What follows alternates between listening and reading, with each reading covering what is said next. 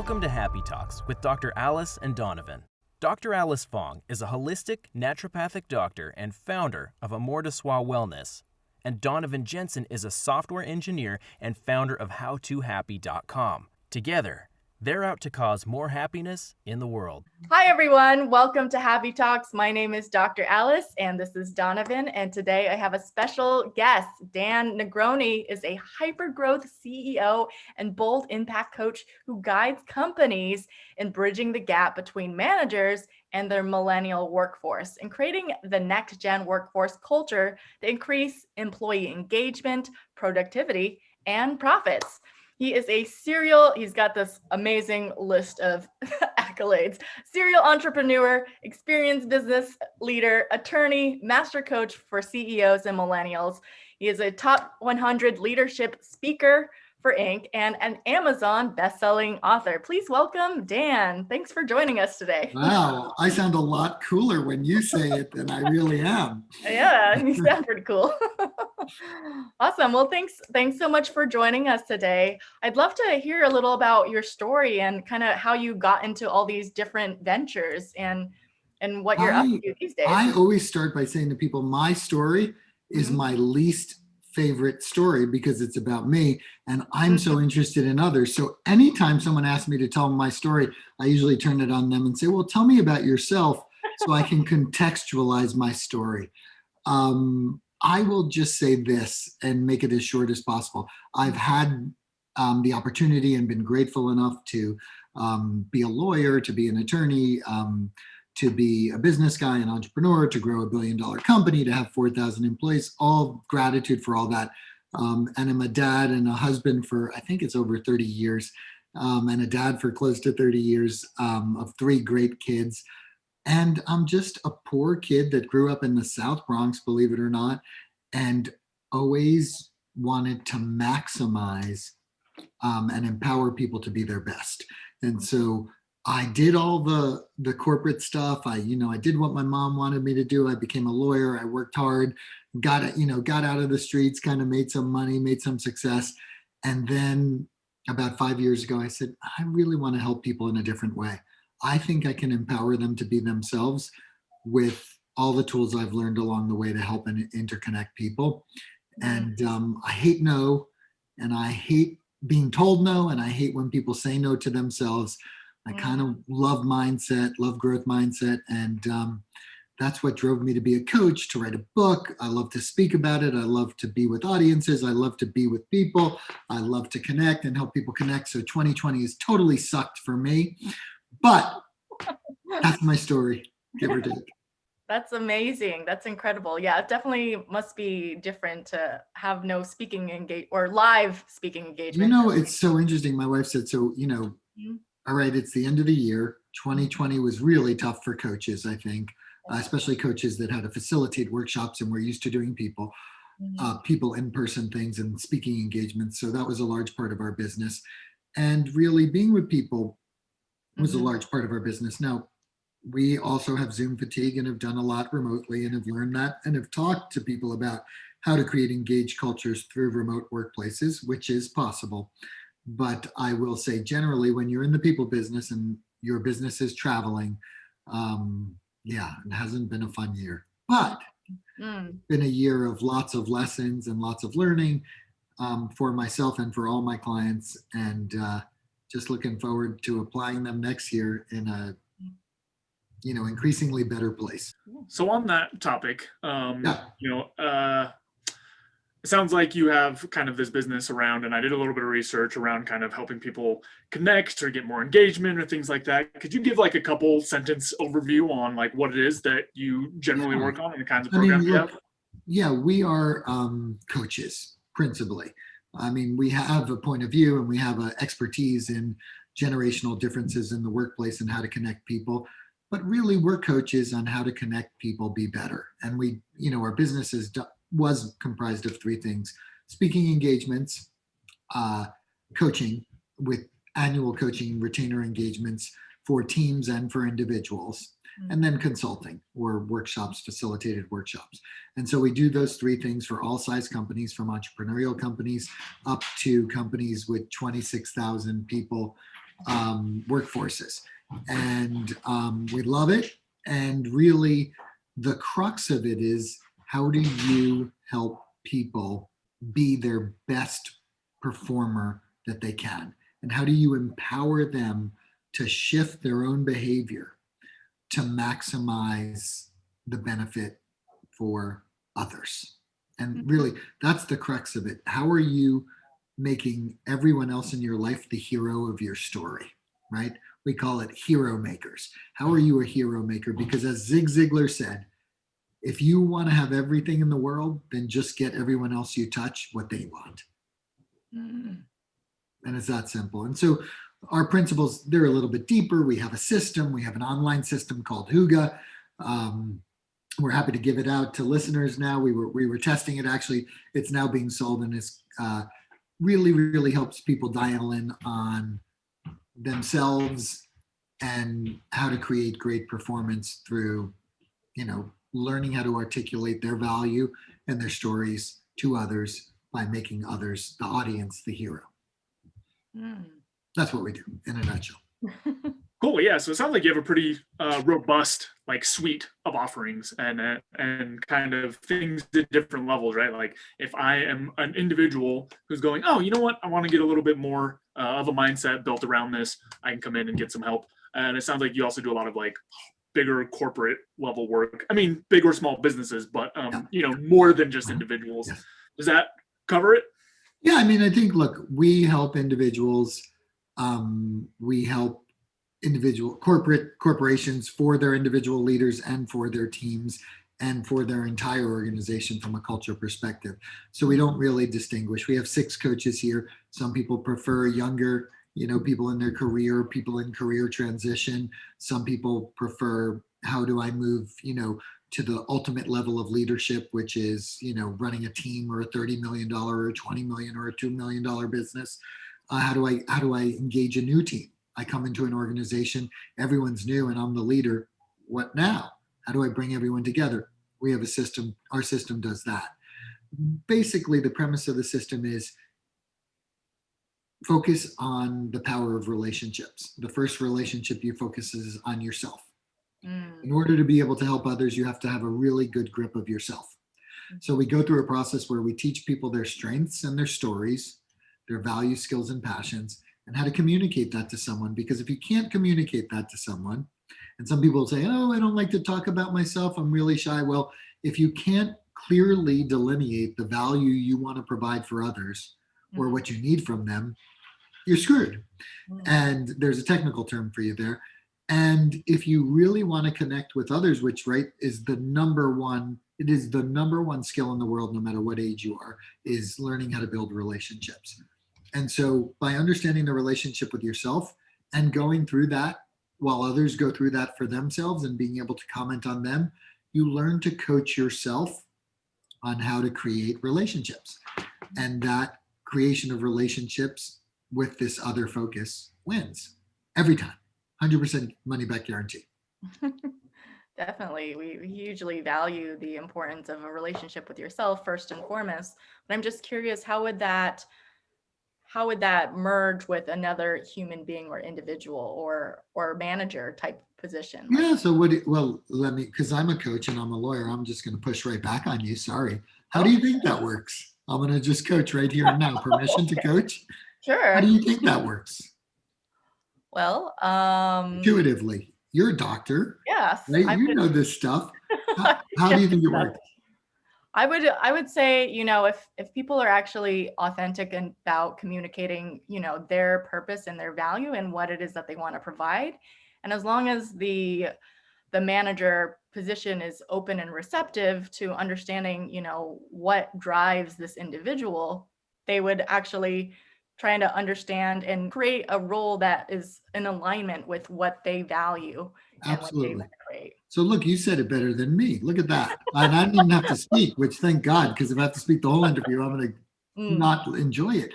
But yeah, you're exactly right. Is you have to, the thing about understanding yourself and understanding that you want to connect with others and that it's important is you ask yourself all the time, and I did 4 coaching sessions today where I asked the primary question, what's in it for the audience? Because how are most people are focused, right? Survival, Yeah. on what's in it for me, with them, we call it. And so we try and teach everyone to ask the first question, which is, what's in it for them? Because if everyone's thinking, hey, yo, what about me? What do I do? What's in it for me? Right? How am I going to get my $600 check? How am I going to do this? How am I going to do that? Whatever it is, people are usually focused on themselves. And so if you, as the storyteller, really want to make a hero out of your audience, then why don't you just spend 1 second thinking about what's in it for them? And if you don't know, what do you think you could do to figure out what's in it for them? What could you do, Donovan? For my audience, in which regard? Maybe the show? You didn't know what was in it for them. You didn't understand kind of where they were coming from. What's a simple tool that you could ask them to figure out what's in it for them or what they wanted from you? Oh, sure. So, I mean, I feel like for me, at least in the way that I frame building out relationships, is I try to get a more full picture of what this person, not only what they want, but also some of the things that they're like dealing with or working through or whatever so else, you right? It's not just, love that. I don't know, because go ahead. No, I love that. I'm just trying to find a simple answer to share with the audience and show them how simple it is. What would you do to figure that out if you didn't know that? I mean, just ask, right? Just ask. Oh my God, like a really complex thing. You just ask them. So, right, you want to know what your audience wants. It's like I asked you when you first came in the interview, how can I serve you? What's the best way to serve your audience? If I don't know, I ask. And once I ask that and you tell me, well, then I can deliver it. But if I don't know it, I got almost zero chance of guessing what you might want. So if you want to bridge the gap and you're an old folk and you don't know what the young folk want, right? Or if you're one race, one religion, one sex, one gender, you don't know what the other person wants, there's a simple tool. How can I serve you? Right? What's the best way to help you? What's the best way to provide you knowledge? So it's really, really simple, but you'd be shocked at how difficult it is to apply. And all of us that have lives and patients and jobs, we know because we have real lives. Relationships are messy, dirty, smelly, hard. Yeah, because we all get in our own way because we make these things called assumptions, and you know what that happens when you do that. Or what do you think is the primary mistake that most people make about understanding what others want? Take a random crack at it. Either thinking, like you said, either just making an assumption and going off of, okay, or I guess this is related and sort of the same thing, but kind of thinking like, oh, this is what I want, so this is what you would want. Exactly. They follow the golden rule, which is everyone wants to be treated the way I want to be treated. And how do you think that works? If any of us, you guys have relationships, friends, family, significant others, well, you know that works for Jack, right? Like my wife, I'm got a big personality, I got a big mouth. She doesn't want any of that nonsense, right? She wants to do it her way. So if I follow the golden rule and treat her the way I want to be treated, I'm a strikeout every time. It only took me 27 years into a 30 plus year marriage to figure out if I follow the platinum rule, which is I treat people the way they want to be treated. And as Donovan told us, the best way to figure out what that is if we don't know, oh my God, we ask them, right? So look, the stuff we teach is not rocket scientists, but again, it's a pure and simple roadmap if you can apply it in your personal and professional life to creating value for others, which is what it's about. Yeah, I see that. It's hugely valuable. I would be curious though, for an employee that doesn't feel safe or scared to express all that she wants. Do you feel like the employer should be the one, or the manager needs to open up that space initially, or how would that work? No, I love that as a point. So, right, like there are 3 things in the workplace that people want: safety, belonging, and becoming. Right? We want to feel safe. We want to know that people have our back, that they're not gossiping about us, that they're for our promotion or for us collaborating or for our alignment. They care about us. We want to belong to a tribe or a team. We want to feel we're human beings. That's how we congregate, right? We want to really belong. And then we want to become, because no one wants to do anything forever without growing or learning or becoming better. That's a human being. right? It's just the three things we want. And your question to me, Dr. Alice, is, well, isn't it the employer's responsibility to make sure that happens? And what do you think the answer to that question is? I'd say yes. You'd say yes, and you'd be partially right. Yeah. The answer is yes and no, because at the end of the day, you know this from what you practice, who's the only person we can control? True, ourselves. So if I want a better relationship with my boss, do I wait for my boss to have that better relationship with me and come around, maybe slip articles under their desk or tell the HR fairy, right, that they should be nice to me? No.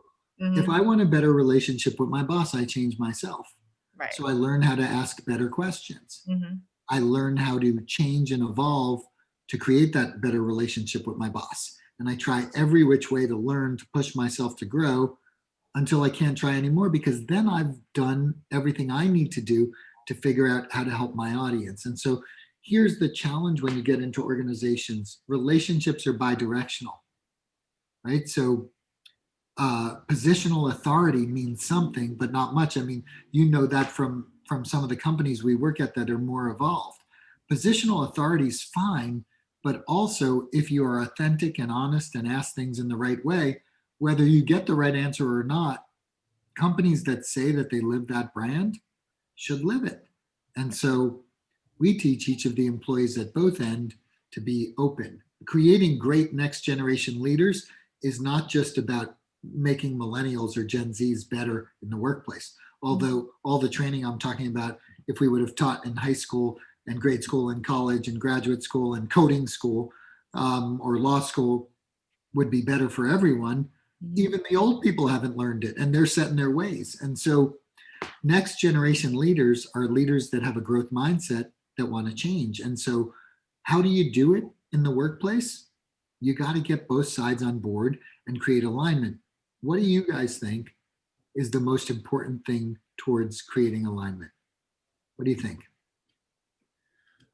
I would say probably having some sort of a guiding principle or vision or value underneath that is shared.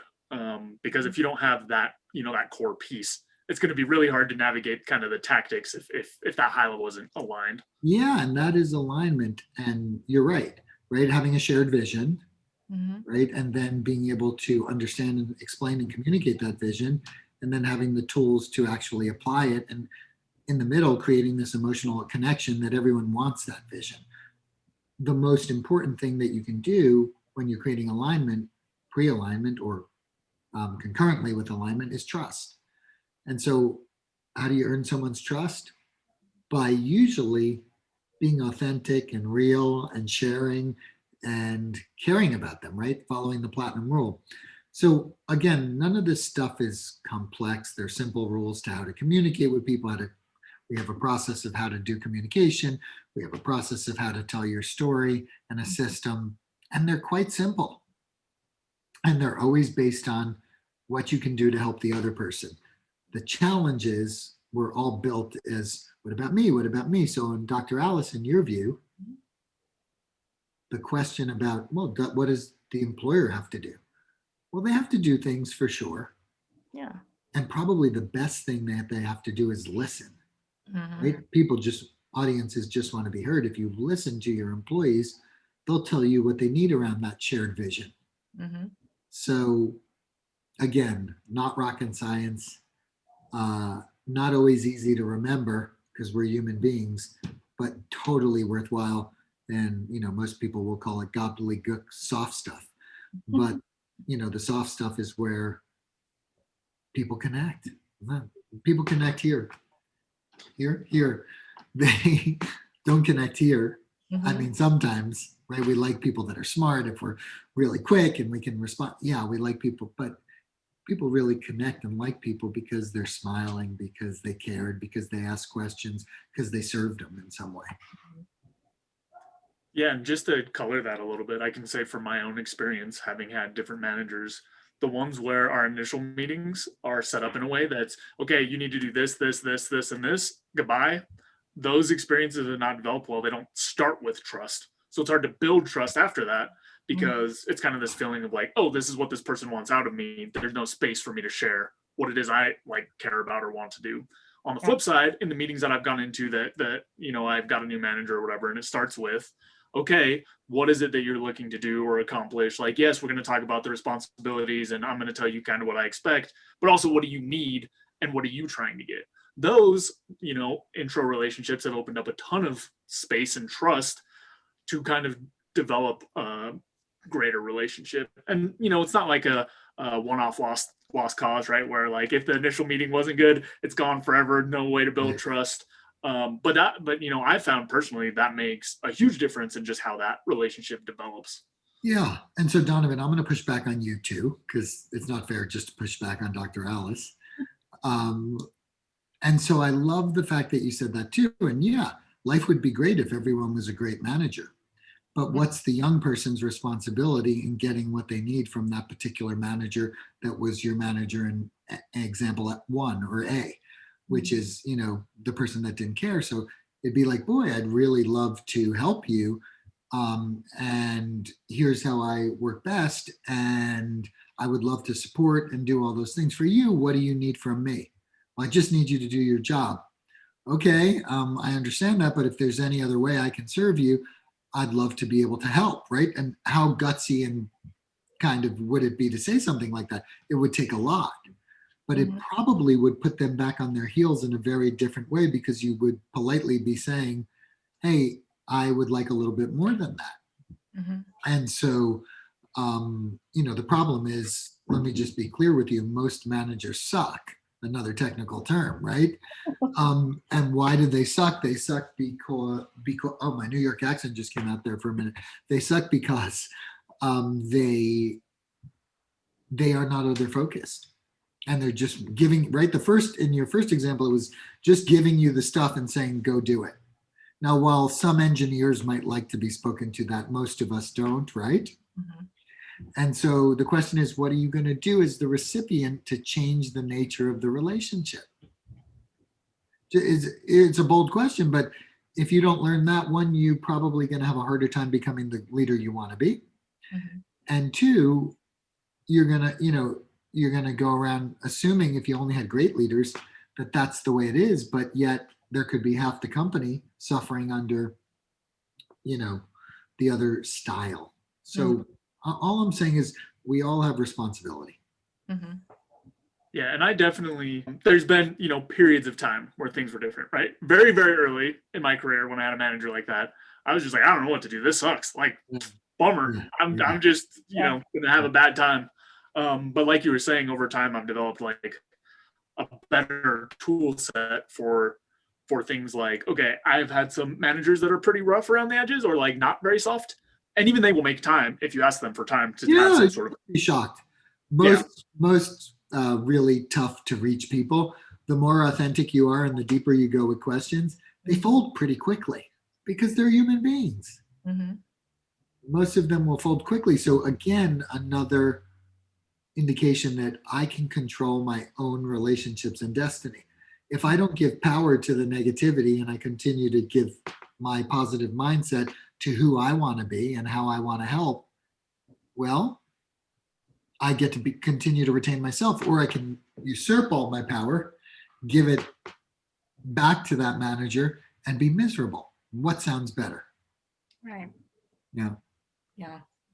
Yeah. Someone who's, I've been on both sides of the coin of. You've been a horrible manager? No, hopefully not, but I've been an employee. I've had a lot of bosses, a lot of odd jobs over my years that I've worked, but and I just actually brought on a new doctor in my practice this summer. Congratulations. Yeah, and I really wanted to like do things better than the bosses I've ever had. And that was also asking the questions of like, how can I serve you and what it is that you're looking for.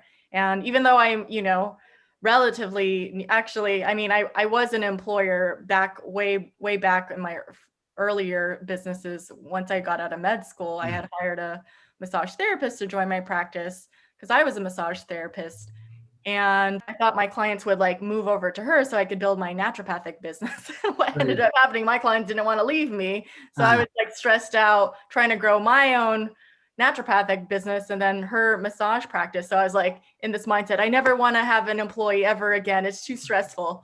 Yeah. But, you know, with a lot of personal development, mindset training and shifting, I really got how limiting that was for myself. And I really see myself as a leader now as someone, I don't know all the answers. And I tell her that 100% of the time that I don't have everything figured out, but I'm committed to learning and figuring it out and listening. And she's still with me. So I think that's a good sign. And we got like clear with some like difficult conversations where I think with other managers or bosses, she might have been uncomfortable sharing about. But I was like intent on creating a space for her to be able to open up about, what she wants, even if it's like not working here forever or just starting her own business. And it's like, that's okay. I would support that. But, that's a really right. So you showed probably what I believe is the most important characteristic of a leader. What did you do there? What quality were you showing? If you don't leave here, if let's just figure this out. And if it's not for you, it's not for you. I'm okay with that. What were you showing there? Yeah, I think it was just not having the expectation that, you're betraying me if you leave or anything like that I want her best interests at heart. And she knows what's best for her. And maybe that's not staying with me forever, but, I'll provide the growth that she wants or serve her as well or best as I can. I'm going to label that, not that I'm a labeler. But what would you label that and your ability to admit that you didn't know everything and you're willing to learn and grow with her is, just vulnerability. And leaders, we show vulnerability. We usually get loyalty and, purpose and support because human beings are vulnerable because it allows for a very empathetic relationship where the person says, wow, that's kind of how I was thinking. If she could admit that to me and she's the doctor, that's super cool. I feel good. And so, right, again, it goes kind of that heart stuff instead of that brain stuff. And I think, Donovan, we were talking about happiness before. And, these are all these little clues that are so simple, yet as grown-ass adults, we find so difficult to practice, myself included. I mean, I'm a pro on the stage. I'm a pro coaching people. And in my personal life, you can ask my family, I suck too, that technical term there. I mean, because I also struggle with my own triggers and my own upbringing and my own challenges. And now, am I better now than I was in my 40s and in my 30s and in my 20s? Absolutely. Now that I'm an old boomer, as you guys were calling me before. But I still struggle with it. But what do you think about when leaders struggle with it, yet they understand it, that awareness, that could just it changes everything for they call it creating followership. Can Dan create followership? Well, if I put it all out there and I'm vulnerable and I allow people to be heard and share, even if I make a difficult decision about all of them, I can create followership. And we all can. We all have it in it if we know our story, if we know what our audience wants, and if we're comfortable sharing that and trying to create trust. Right. Yeah. That really resonates with me. Going back a couple steps, I was briefly a horrible manager for some people. We were both. So the situation more or less was that a number of people were out of the office for whatever reason, maternity leave, somebody quit, yada, yada, yada. Somehow I found myself as the person like in charge of this team with no prior experience as my first time. And I kind of did that, what we talked about earlier, that like, okay, here's what you need to do. You do this, you do that, you do this, you do this. And after a week or two, pretty quickly I realized like, okay, nobody seems that excited. Nobody seems like they care about any of this.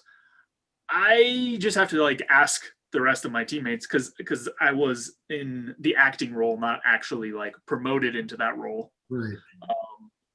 So I had to ask them like, okay, listen, I'm trying to do my best. I don't think it's going very well because nobody seems to like what's happening.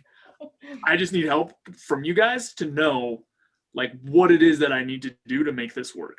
Yeah. And I feel very lucky that like, who knows how that little nugget of mindset got into me, as opposed to just being like, you guys not only are not doing it right, but you're having a bad attitude, you know, like this other path that I could have gone down.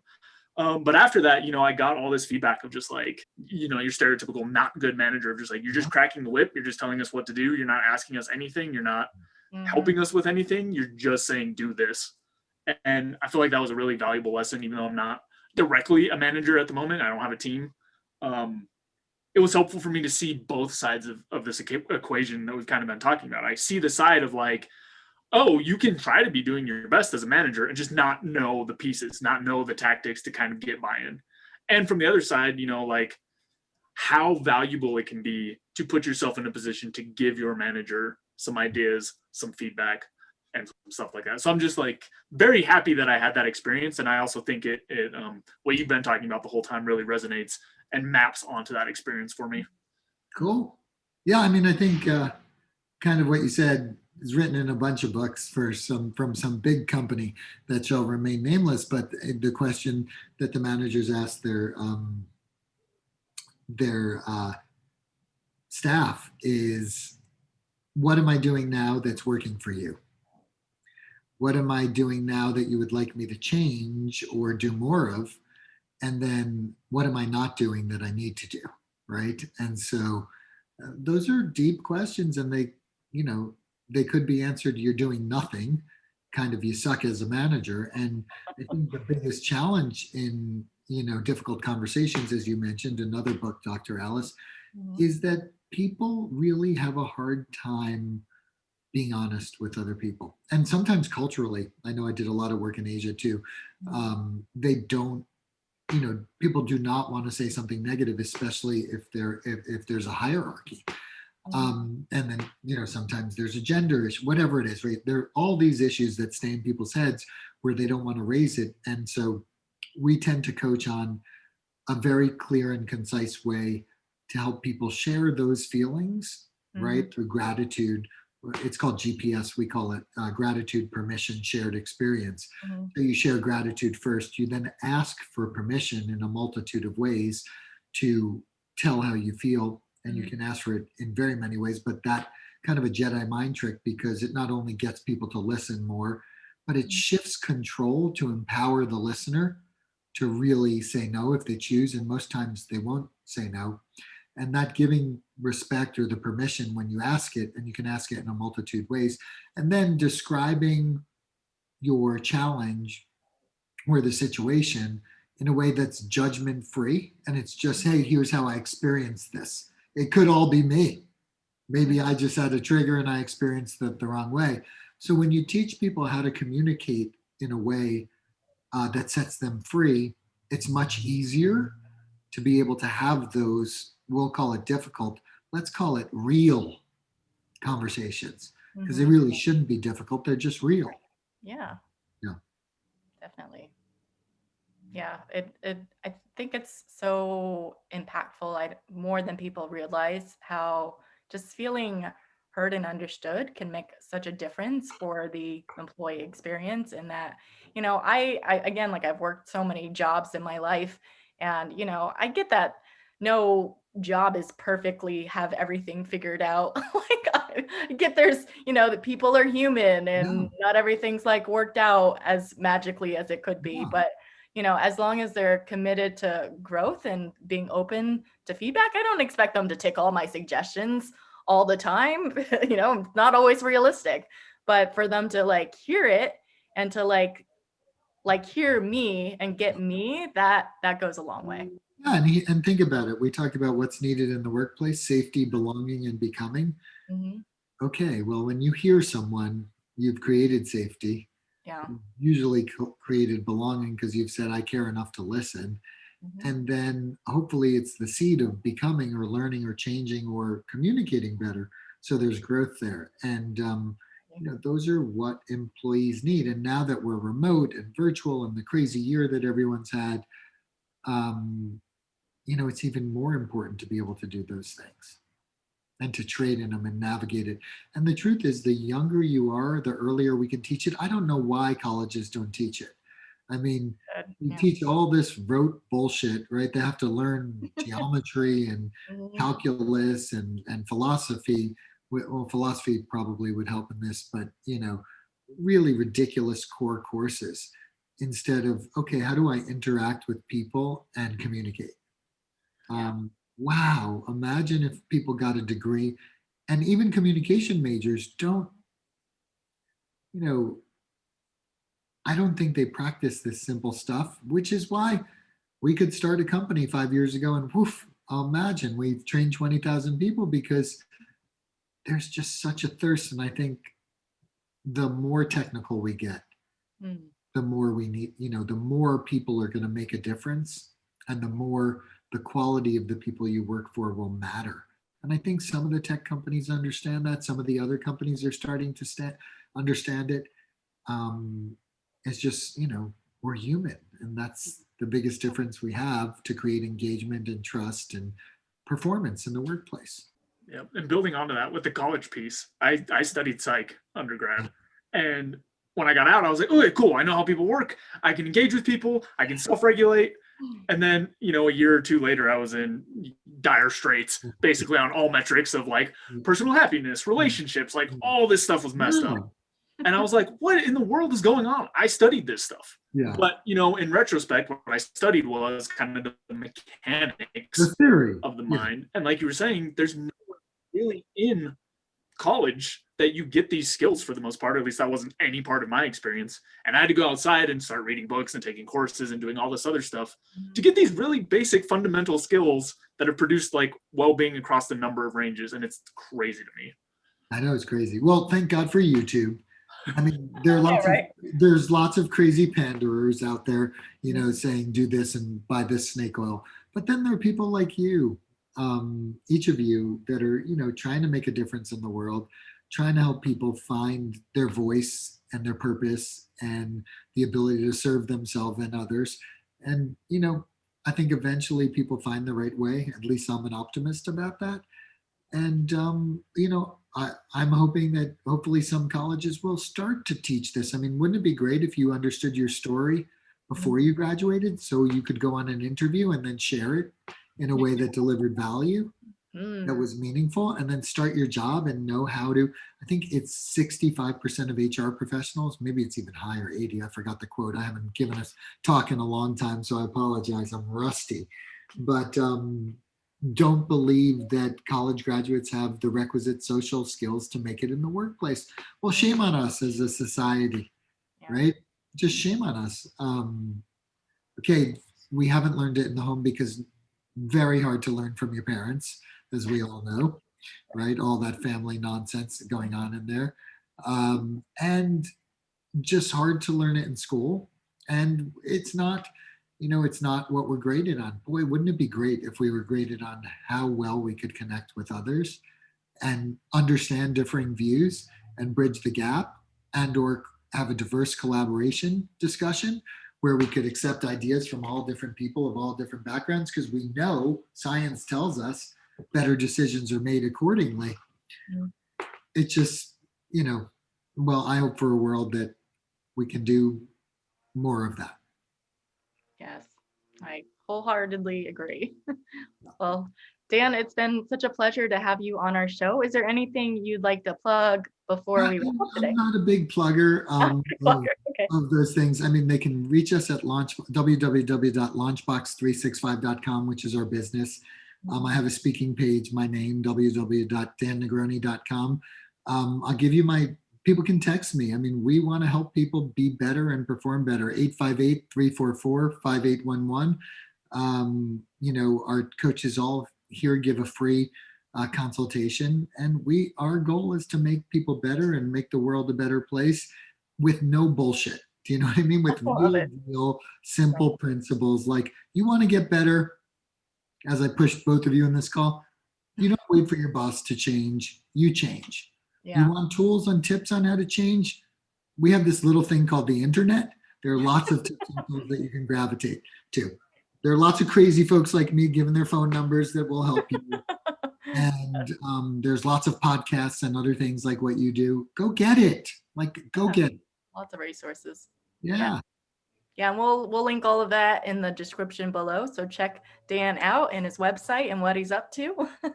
And again, thank you, Dan, so much for joining us. It's been a pleasure. That was fun.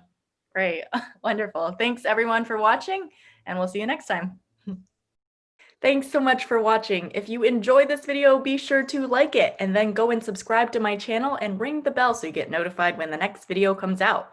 And if you check out in the description below, go to my website where you can get my free fast and easy guide to stress relief. Thanks again for checking us out, and we'll see you next time.